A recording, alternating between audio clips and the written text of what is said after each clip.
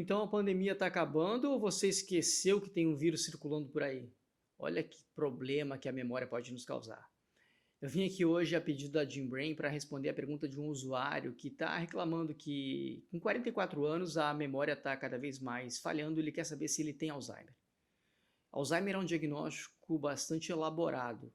A gente sabe fazer esse diagnóstico com bastante precisão, lá na plataforma tem vários mecanismos gratuitos para fazer isso. A gente quer falar hoje sobre a diferença entre sintomas, a síndrome de Alzheimer e como diferenciar uma coisa da outra. E entender que nem todo mundo que tem esquecimentos está tendo um quadro de Alzheimer, independente da idade. Claro que a preocupação da Cláudia ela é legítima. Essa questão de memória ela é fundamental e a gente tem que diferenciar quando é um quadro de uma demência do tipo Alzheimer, que é característica ter perda de memória ou não. Bom, mas nem toda perda de memória é Alzheimer. A gente tem perda de memórias na depressão, a gente tem perda de memórias na ansiedade. E agora, com pandemia, lembra que eu citei anteriormente como a pandemia provocativamente, ela tem causado uma perda de funcionalidade do cérebro. Então, as perdas de memória são de toda ordem. A gente, às vezes, tem uma vantagem em esquecer. Quando a gente esquece coisas ruins, a gente está ficando um pouco mais blindado da dureza do mundo. Mas isso é tema para outro capítulo. Agora a gente vai falar de Alzheimer e todas as suas causas. E para fazer um diagnóstico de Alzheimer, a gente tem que considerar muito claramente a história. A história de vida, a história pessoal, a história do momento, a história familiar daquele paciente. Sim, tem uma história genética, tem inclusive vários testes genéticos que devem e podem ser feitos para separar o que é um Alzheimer ou não. Especialmente no caso da Cláudia, que tem 44 anos.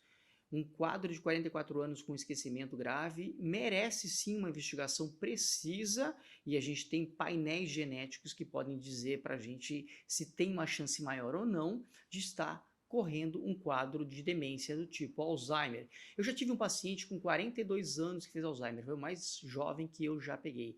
Foi muito rápida a evolução da doença dele, foi dramática e a gente só conseguiu fechar um diagnóstico com precisão quando fez a testagem genética. Mas esse não é o tema, inclusive, de hoje. Hoje é separar o que é essa perda de memória. E, especialmente, entender que todos nós temos falhas de memória. A gente vai conseguir ter a nossa atenção, e a atenção vai implicar em memória. E tem lá um post no site da Gymbrain a respeito de atenção e memória, como isso é importante, o quanto você consegue focar, destinar e estar atento às situações. Porque se você não está atento, você não grava, então sua memória não funciona. Isso não é Alzheimer. Se alguém está conversando sobre alguma coisa que não te interessa, isso não entra no seu cérebro, então isso não vai ser gravado. Isso não está sendo gravado, se alguém te perguntar, essa memória não vai voltar. Como dizer que isso é uma falha de memória se você não se interessou por aquele assunto?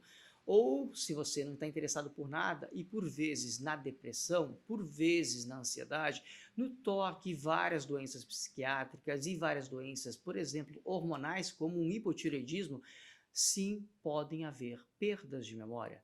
A grande diferença é fazer um diagnóstico preciso.